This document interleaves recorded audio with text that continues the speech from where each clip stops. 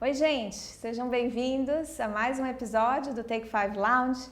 Eu sou Elaine Rezende e eu sou diretora de engajamento aqui no grupo Take 5 e eu convido vocês para nos acompanharem nesse novo episódio da nossa série de videocasts que vai discutir o futuro do mercado de trabalho, que já é presente. Vamos com a gente?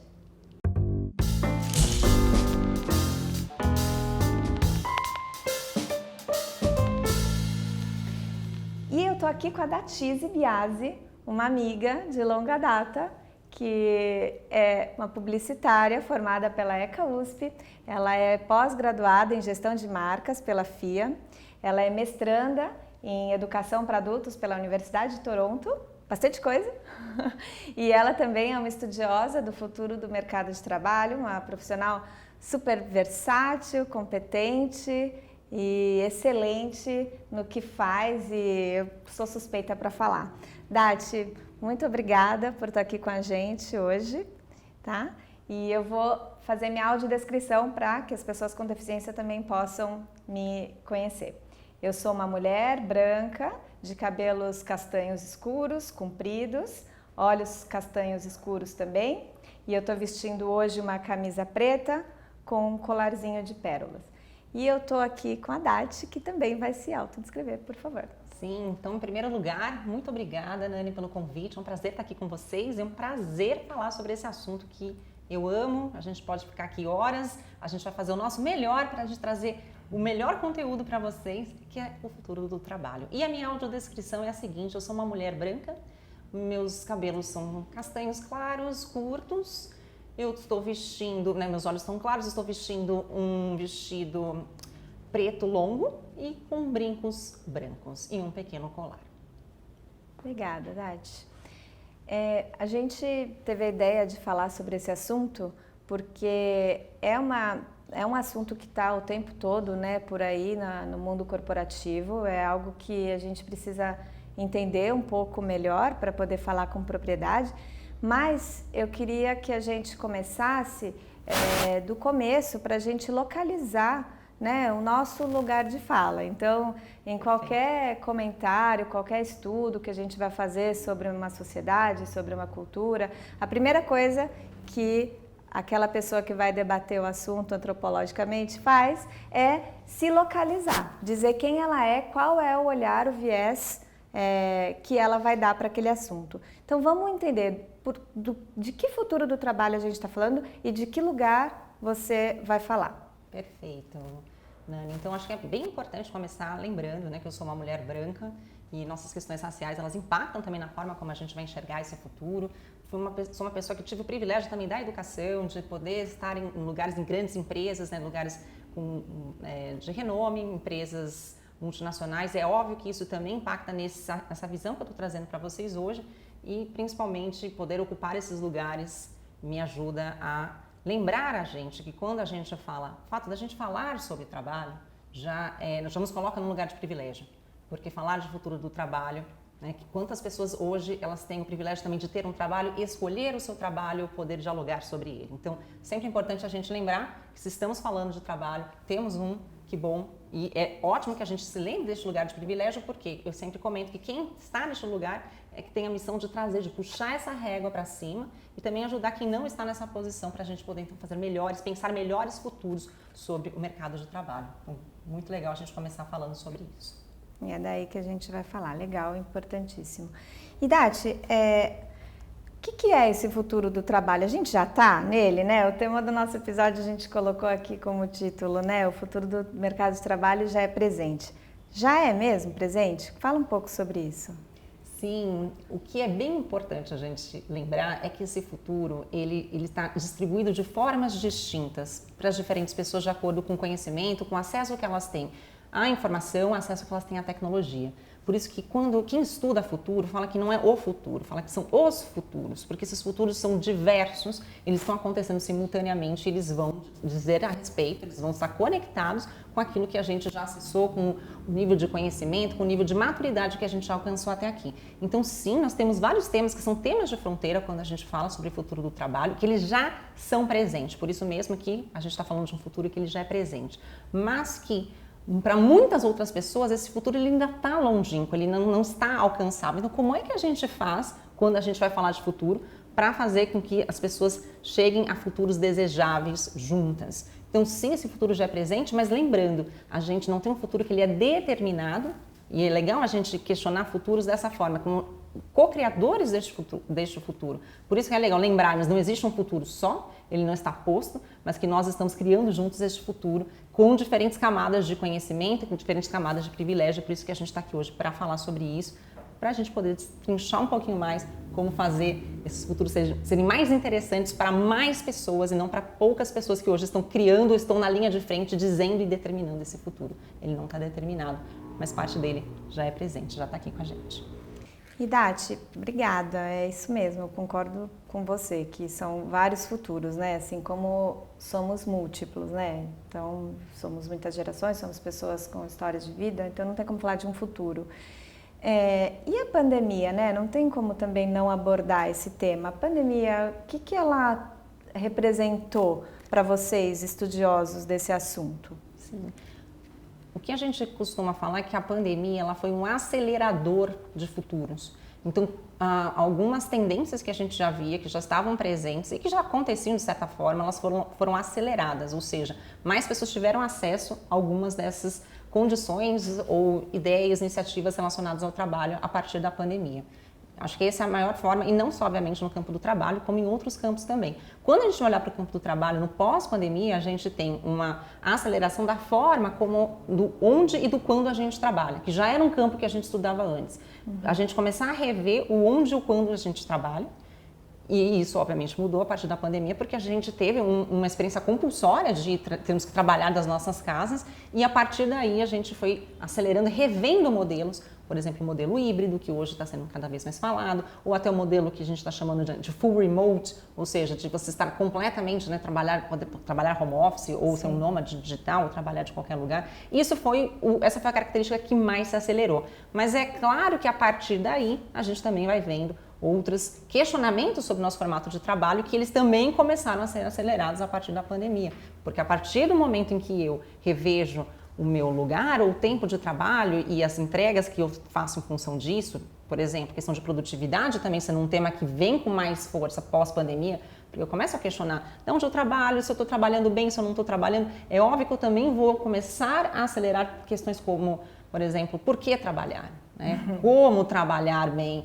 E aí a gente vê esse momento pós-pandêmico um campo bem aberto para a gente repensar o nosso trabalho, não só a modalidade, o onde e o quando, mas por quê? Por que trabalhar também? E, Dati, não tem como falar de pandemia sem falar de home office, né? Eu acho que é um dos grandes temores das pessoas que trabalham para as empresas e também pode ser um dos grandes temores para as empresas, né? Você estava falando sobre produtividade, aí a gente ouve as questões de controle que começaram a ficar cada vez mais fortes, né? E isso nem sempre é uma coisa boa, acho que dificilmente é uma coisa boa tanto para a empresa quanto para o funcionário, mas enfim. A grande pergunta, vai acabar o home office? E quais são os grandes temores aí que as empresas estão tendo, né, com relação a esse novo modelo de trabalho que se configura? Bom, primeira pergunta, se vai acabar, para onde vai? O que a gente vai ver cada vez mais são diferentes modelos coexistindo. Então, antes, o natural, o esperado é que a gente trabalhasse de dentro, né, dos escritórios, nos nossos lugares de trabalho. Isso, de novo, lembrando, a gente está falando de posições mais ligadas ao conhecimento, e que tem essa possibilidade de também poder se deslocar e trabalhar de outros lugares, né? Posições profissionais que trabalham hoje em escritórios. Claro que a gente vai continuar tendo posições que precisam e demandam do seu trabalho que ele seja presencial, físico. Né? Mas o que a gente está vendo, primeiro a gente teve essa aceleração do remoto e agora a gente está vendo um movimento de estar de forma híbrida. E o que eu vejo vamos continuar tendo essas duas modalidades. Até porque, como a gente viu, a gente se beneficiou dessa modalidade remota, muitas empresas hoje elas estão optando e vão continuar seguindo por esse caminho. Perfeito. Outras vão sentir que não é a melhor forma de continuar e vão fazer um ajuste, vão estar de forma híbrida. Outras talvez não funcionem melhor dessa forma, vão talvez escolher estar mais no presencial. O que é importante? Não é a gente encontrar ou achar ou denominar que uma dessas modalidades é melhor que a outra. O que a gente precisa ter consciência, e quando a gente está falando isso dentro das organizações, é qual é a melhor forma que funciona para você, para a sua equipe, para o seu estilo, o estilo da sua organização.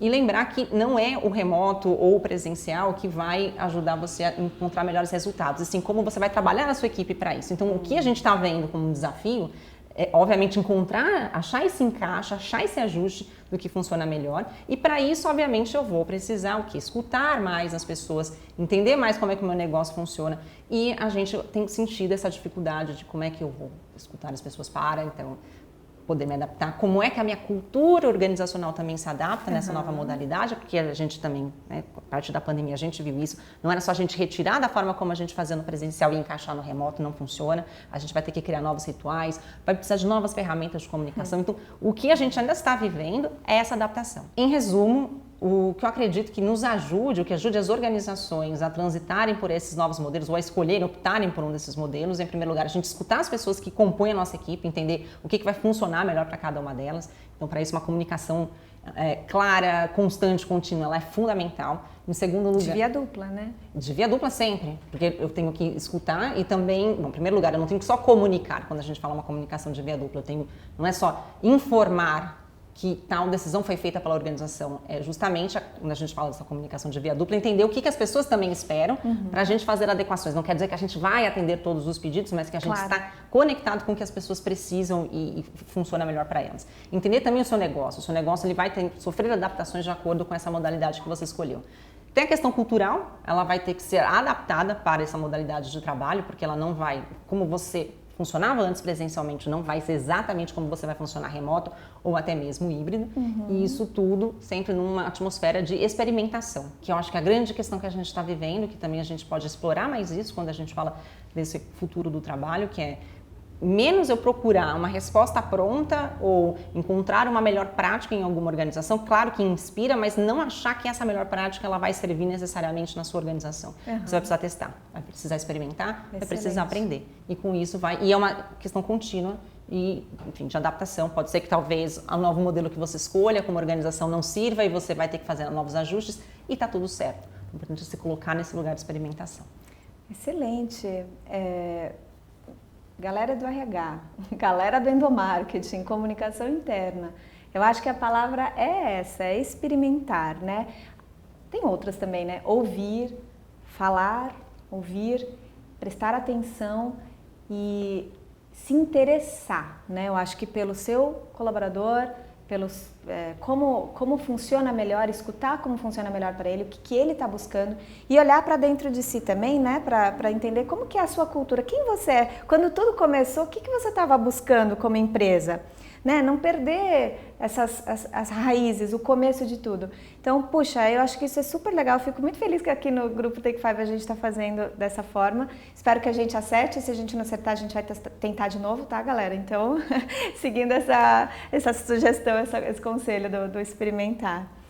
E em segundo lugar, como nós, profissionais, como você bem colocou, né, temos aí a responsabilidade, e não só a responsabilidade, mas também a oportunidade da gente se colocar no centro da construção desse futuro e não esperar só seguir aquilo que nos é colocado, né? Seja por causa do momento, por causa do trabalho, do chefe, como a gente pode, através dessa consciência, dessa tomada de consciência de que nós somos construtores, a gente pode de fato fazer a diferença na forma de delinear os caminhos que vão construir esse futuro, né? Esses futuros, né? Essas realidades de trabalho que vão se colocar. Como a gente tem essa possibilidade nas nossas mãos. Isso muda tudo, né? A gente sair de observador e passar para construtor, para o papel de construtor, de protagonista de fato, né? Sim. E, Dati, eu queria, saindo aqui um pouco do ponto de vista do profissional, falando um pouco sobre o ponto de vista das empresas. Quem é que tem medo do futuro aí nas empresas, hein? O que você considera hoje, será que existe? Quero saber a sua opinião. Uma estrutura organizacional antiquada. Olha, eu até porque a gente acabou de falar sobre autogestão, que tem a ver também com questões mais ou menos hierárquicas. Hoje, não vou dizer exatamente que ela é antiquada, mas que a gente está vendo não está caindo um pouco de uso ou está deixando de responder. Acho que essa é a melhor forma da gente colocar. Que tipo de estrutura organizacional responde melhor aos desafios do nosso tempo? Acho que essa é a melhor forma da gente falar disso, porque a gente vai conviver cada vez mais com tipos distintos, com estruturas organizacionais distintas. E tá tudo certo, porque essas estruturas elas vão dar conta de modelos mentais, de formatos, inclusive de trabalho, e que podem ainda ser confortáveis para algumas pessoas. Então, quando a gente pensa, por exemplo, em formatos mais rígidos ou mais hierárquicos, eles ainda vão continuar existindo porque talvez façam sentido para algumas pessoas ou para alguns tipos de organização, tipos de negócio. Agora, o que a gente está vendo acontecer cada vez mais são modelos organizacionais mais horizontais, então onde a gente está vendo um achatamento dessa hierarquia, que é onde entra muito essa questão da autogestão que a gente acabou de falar agora. Ou seja, como é que a gente consegue distribuir mais autoridade, colocar mais as pessoas no centro da tomada de decisão, até como uma forma da gente ganhar agilidade e responder aos desafios, porque eles estão cada vez, como a gente já falou aqui, cada vez mais rápidos. Então, cada vez mais as mudanças vão acontecer com rapidez. Se eu depender de uma estrutura que ela é rígida e hierárquica e eu vou ter uma série de camadas para aprovar ou não uma decisão, pode ser que eu perca o timing, pode ser que eu perca a velocidade da resposta que o mercado vai me exigir. Então, quanto menos eu tenho que passar por essas diferentes instâncias, mais rápido eu consigo lidar com a complexidade, com a velocidade das mudanças. Então, este lugar hoje se mostra mais interessante porque o contexto em que a gente vive de mundo, com tecnologias trazendo para a gente informação em maior velocidade e a gente poder resolver demandas também nessa velocidade como jamais vista, a gente não pode continuar numa estrutura que ela ingesse a velocidade da tomada de decisão. Então, hierarquias mais achatadas, organizações mais horizontais hoje, elas parecem dar mais conta do nosso tempo e aí a autogestão acaba sendo fundamental. Que eu vou precisar cada vez mais não depender dessas diferentes instâncias e sim poder ter essa responsabilidade de tomar algumas decisões para a gente poder dar conta desses desafios. Deixa eu fazer uma pergunta bem prática, só um exemplo. Como é que funcionam essas organizações horizontais? Pode falar de uma forma bem pé no chão mesmo, para a gente conhecer um pouquinho e ver se a gente aqui na Take 5 está fazendo direitinho e as outras empresas também, então? Gente, o que é importante a gente saber é que não existe um modelo único de você tornar uma organização mais ou menos horizontal. Então, existem vários modelos, não tem muito esse certo e errado para ver se eu me encaixo ou não. Tem mais a ideia do que nós queremos chegar, aonde nós queremos, o que nós queremos atingir com essa horizontalização e a gente criando caminhos de acordo. Muito nessa mentalidade do teste, da experimentação. Então, a gente tem desde modelos hoje que vão atuar, por exemplo, em vez de eu ter uma organização única e hierárquica, eu trabalho em redes distintas dentro da mesma organização. Então, por exemplo, eu tenho núcleos como se fossem squads, não exatamente esse conceito de squad que hoje ele vem ali do modelo ágil, mas como se fossem, por exemplo, ao invés de eu ter um único presidente, depois diretores e afins, eu tenho redes de trabalho onde dentro dessa rede, esse pequeno grupo, eu tenho alguém que vai tomar liderança e outras pessoas que vão ocupar papéis fundamentais ali. Então, por exemplo, uma pessoa que está ocupando um papel ou de marketing ou de financeiro, enfim, e eu vou tendo e replicando esses diferentes pequenos grupos e redes dentro da organização para ganhar agilidade. Então, cada um desses núcleos, cada uma dessas redes, ela vai ter sua própria forma de gerir, de tomar decisão. E em dados momentos a gente se junta para ver, para a gente alinhar para onde queremos ir como uma organização. Que legal.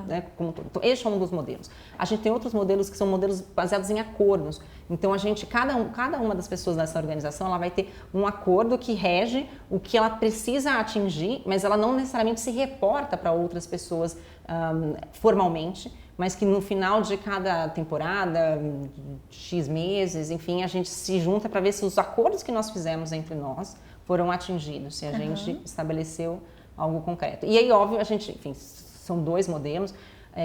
Eu acho que o mais importante, a gente tem hoje metodologias que ajudam a gente a buscar esse achatamento. Então, hoje, algumas das mais conhecidas são a sociocracia, holacracia. Temos um modelo brasileiro. Sociocracia, segunda?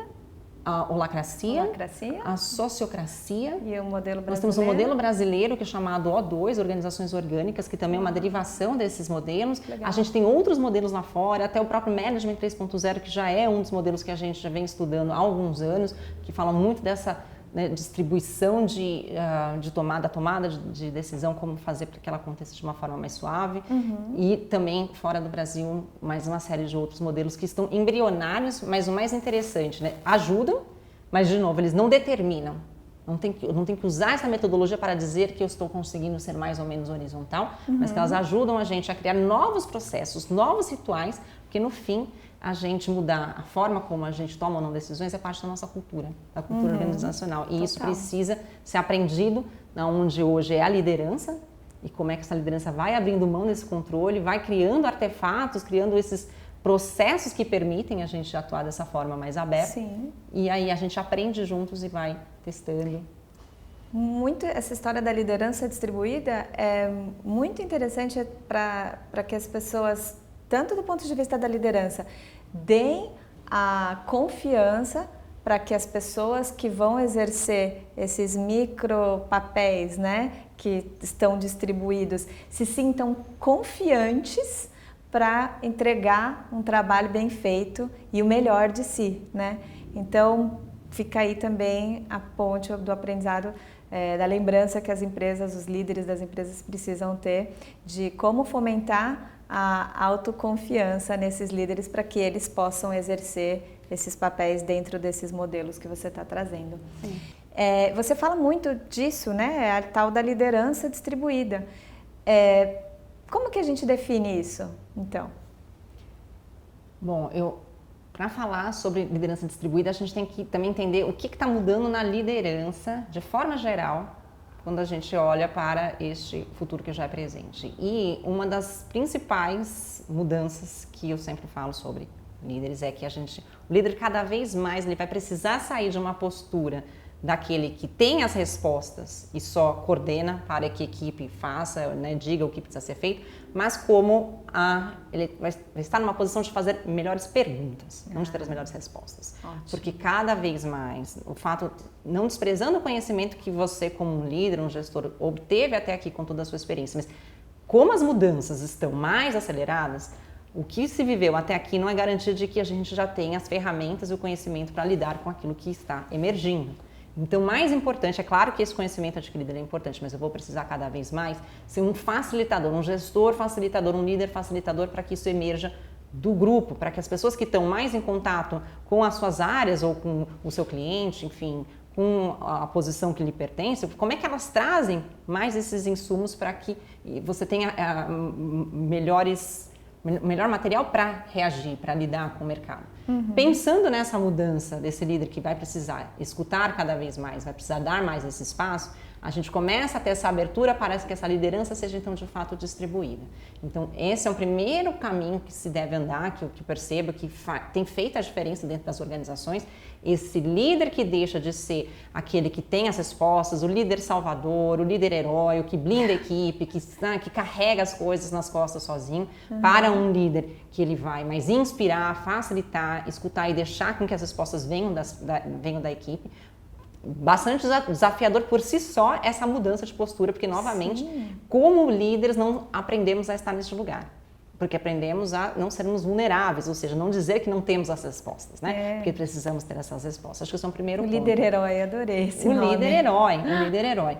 Então, já começamos aí a ver uma mudança nessa liderança. Quando a gente vai para modelos ainda mais distribuídos ou mais horizontais, que a gente entende que essa liderança distribuída, aí a gente vai entendendo que menos alguém vai ter uma resposta clara e vai direcionar os outros, mais que dentro das suas posições eu vou ter líderes que vão emergindo de acordo com aquilo que eu tenho para entregar nesse momento, sejam em formatos como eu acabei, né, mencionei há pouco, formatos dentro dessas estruturas ágeis, squads, enfim, ou até em outros que a gente resolva configurar dentro da nossa organização, eu vou precisar cada vez mais que, nesse momento, por exemplo, a Nani, dentro de determinado projeto, é a pessoa que mais domina sobre aquilo que o cliente precisa. Então, a Nani vai ser a líder desse projeto nesse momento. A gente vai entregar esse projeto, maravilha, tranquilo. Num próximo projeto, de repente, é a Dati que vai saber mais sobre aquilo. E aí, essa liderança, quando a gente fala de distribuída, é porque em dado momento, para resolver aquele desafio, Eu não vou ficar dependendo de uma única pessoa que vai direcionar o todo, mas eu vou escolher em equipe quem tem mais liberdade para fazer aquilo. Então, o grupo escolhe, a tomada de decisão ela não fica centralizada. Em equipe, a gente vai juntos delegar quem é que tem melhor condições de resolver aquele problema. Isso tem a ver com a liderança distribuída e por isso também, só fazendo um adendo, essa liderança também tem muito a ver com um novo formato que a gente vê dentro das organizações, que é menos a gente ter um cargo fixo para determinar aquilo que é feito e mais papéis. Exato. Papéis, eles são muito mais flutuantes, a gente pode trocar esses papéis de tempos em tempos, a gente pode compartilhar papéis. Eu e você podemos ter um papel, né, semelhante e podemos juntas, durante determinado período, entregar algo e eventualmente, né, mais pra frente, mudar esse papel. E que desafio para o RH, né? Bom, RH chame como quiser, porque inclusive está mudando de nome, né? Tem muitas empresas que já nem chamam mais.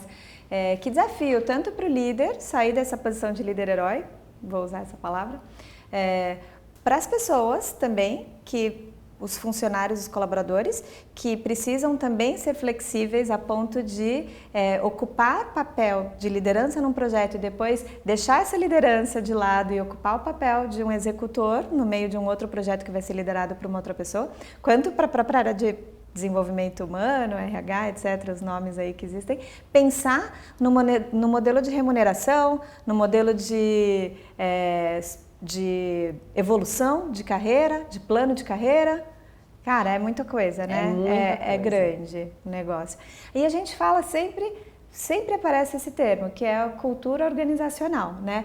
Eu acho que tudo isso, as escolhas, né, de que métodos, de que maneiras, de como treinar, de como delegar, etc., está profundamente relacionado com a forma da empresa ser, né? Então, fala um pouquinho para a gente de cultura organizacional, o que é e na prática, como é que ela se apresenta? Claro, acho que é bem importante a gente lembrar que a cultura, independente de você traçar ou não, determinar ou não a sua cultura, uma organização, você tem uma cultura, porque toda organização ela tem um jeito de ser. Se você delineou ou não o que é a sua cultura, mesmo que não tenha, existe uma forma. As pessoas, quando você entra, né, quando uma pessoa, por exemplo... Tem jeito, né?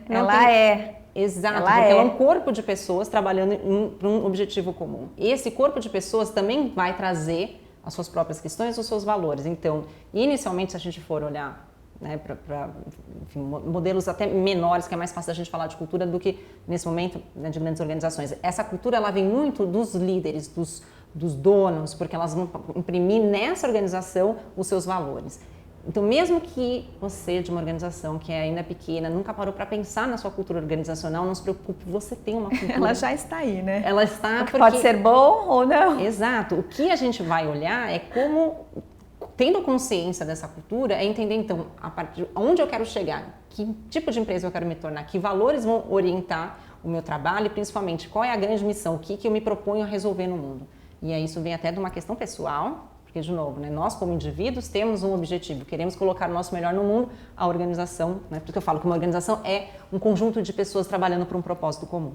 Qual é esse propósito comum? Quais são os valores que a gente vai alavancar para atingir? Quando eu começo a olhar isso, dar clareza sobre isso, eu começo a dizer que eu estou, então, construindo, delimitando a minha cultura. Só que, de novo, só falar que eu tenho um valor, um propósito, não é o suficiente para que essa cultura viva, porque a cultura ela é feita de comportamentos. O famoso quadrinho de visão, missão, valores na recepção. Exato. Se eu só tenho o quadrinho escrito e eu não vivo esses valores, eu não ajo de acordo, minha cultura não vai ser essa que está escrita. A minha cultura vai ser aquilo que eu percebo no dia a dia. Então, por isso que a gente geralmente, mesmo que a gente tenha todo um procedimento para contar quem somos, o que é realmente a cultura é aquela conversa que você tem no cafezinho com alguém e fala, olha, eu sei que, né, a gente fala que é isso, mas eu vou te contar a forma como a gente trabalha aqui de verdade.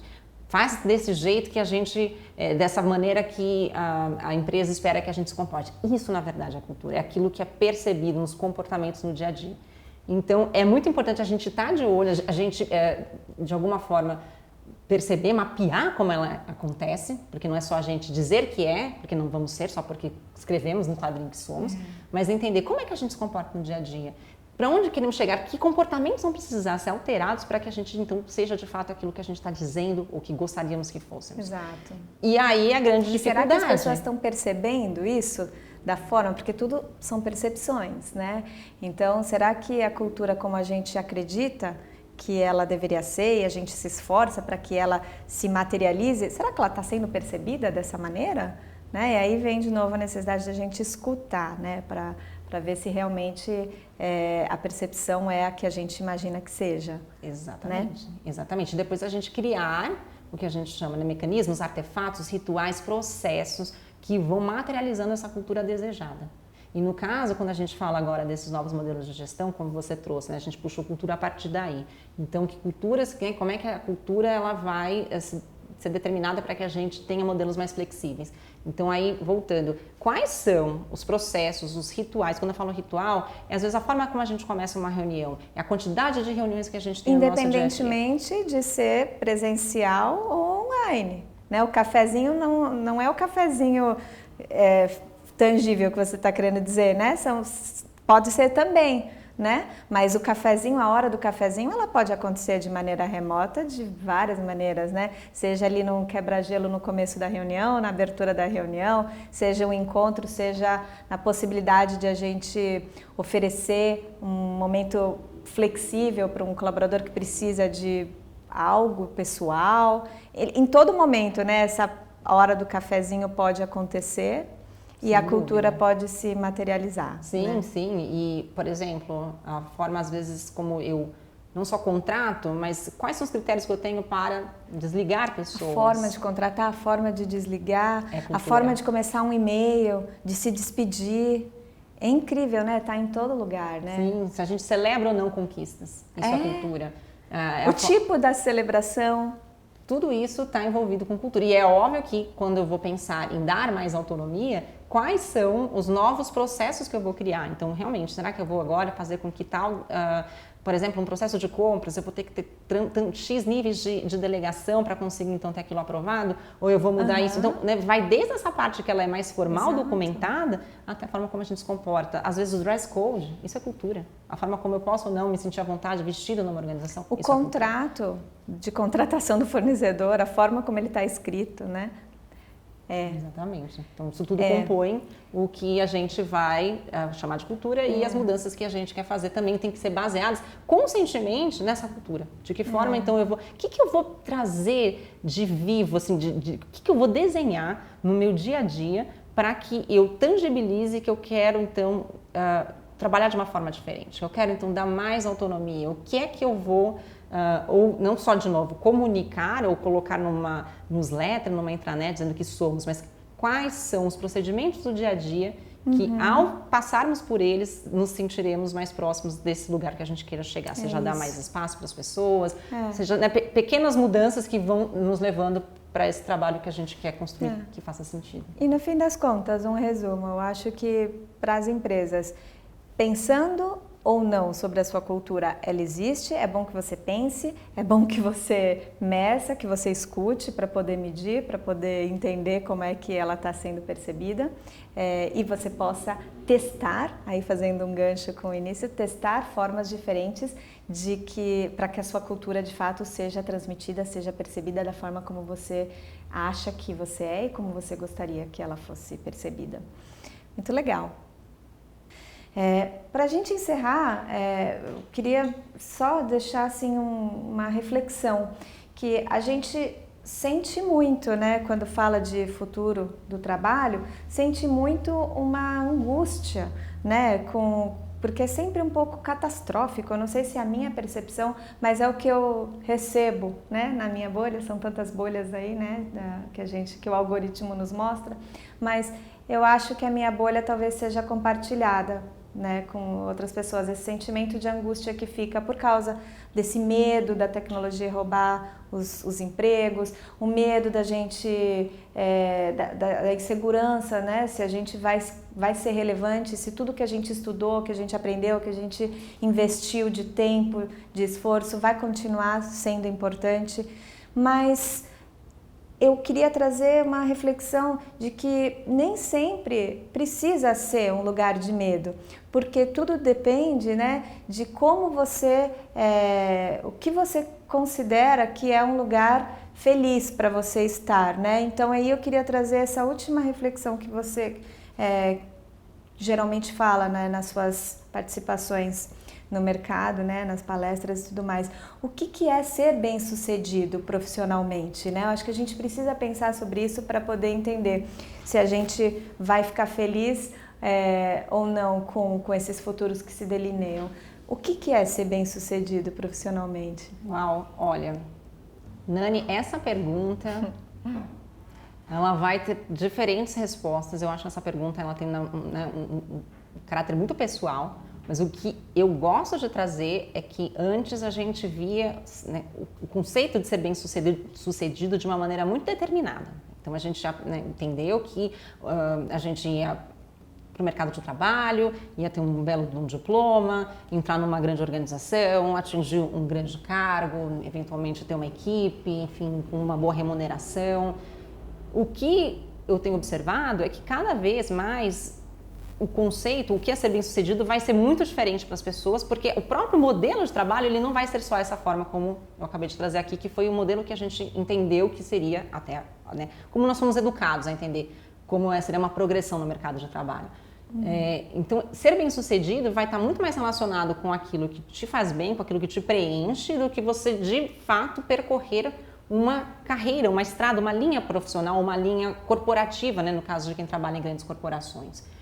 Muito porque, como eu comentei, até o próprio conceito de carreira está mudando, a gente não vai ter eventualmente só uma carreira, a gente vai ter diferentes carreiras.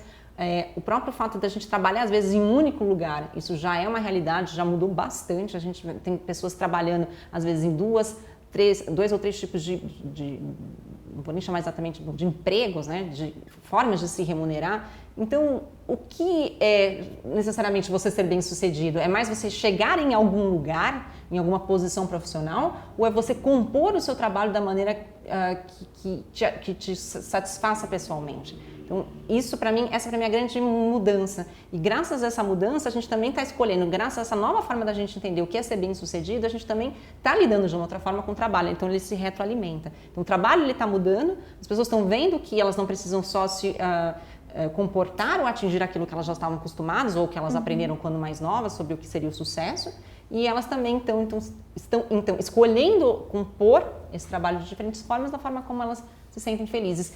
E geralmente de uma maneira onde elas vão ter habilidades distintas sendo colocadas em prática. Então, eu não quero dizer que aquela profissão me determina. Se eu tenho outras habilidades, seja até um hobby, uma paixão, que eu componho com alguma coisa que às vezes nem é aquilo que eu mais gosto, mas que me remunera e eu consiga viver dessa maneira, tá perfeito. A questão é, você pode agora ter escolhas, compor isso de maneiras diferentes e não apenas seguir um script sobre o que é ser bem-sucedido. E desenhar tantos futuros possíveis. E desenhar futuros que são futuros bem-sucedidos de formas distintas para cada um de nós. Isso. E sabendo disso, a gente pode começar agora, no presente. Dati, muito obrigada pela presença. Foi excelente. Volte mais vezes do Canadá para a gente aproveitar e tudo que você tem para contar para a gente. Foi um prazer. Essas ideias nessa cabecinha. E, gente, obrigada por vocês terem assistido. Saibam que agora vocês podem assistir no YouTube, no Spotify.